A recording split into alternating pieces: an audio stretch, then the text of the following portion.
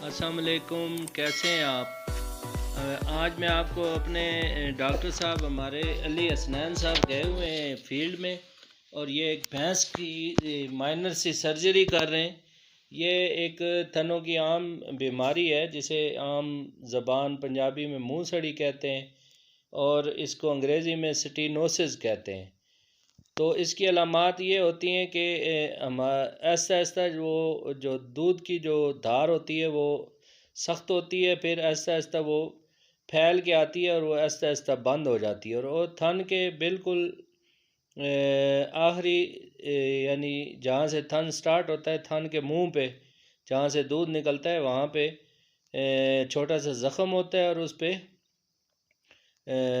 उसके ऊपर तह सी बन जाती है और फिर वो बड़ी मुश्किल से जो है ना वो दूध निकलता है और हमारे किसान भाई अक्सर उसको दबा दबा के और ज़्यादा वो जो है ना वो ज़ख्मी कर देते हैं, या फिर ये है कि इसमें फिर मिस्टाइटिस के चांसेस होते हैं। फिर इस तरह जो है ना वो इस मूसड़ी के साथ साथ जो साड़ू वगैरह है, खीरी का और थन का पूरा साड़ू है जिसको हम मिस्टाइटिस कहते हैं, वो भी हो जाता है।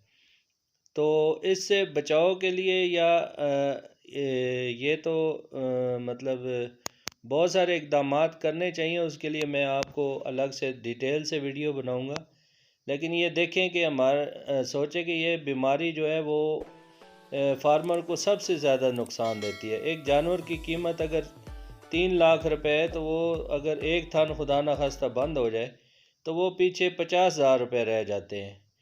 तो ये इसमें हमारे किसान भाई अक्सर जो है ना वो देसी टोने टोटके वगैरह इस्तेमाल करते रहते हैं और सुनी सुनाई पे इलाज करते हैं, जबकि इसका जो पूरा इलाज है वो सिर्फ़ और सिर्फ ये सर्जरी है।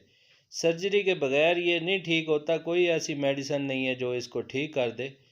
तो माइनर सी सर्जरी करवानी चाहिए जिससे जो है ना वो अंदर जो जो गोश्त का टुकड़ा या ग्रोथ होती है उसको काटना पड़ता है और फिर वो उसमें ये मिल्क सैफन वगैरह से जो है ना वो दूध 2-3 दिन निकालना पड़ता है। फिर इसके अलावा जो है ना वो इसमें इंट्रा मेमरी ट्यूब्स होती हैं, वो चढ़ाई जाती हैं और फिर इलाज के तौर पर एंटीबायोटिक इंजेक्शन लगाए जाते हैं।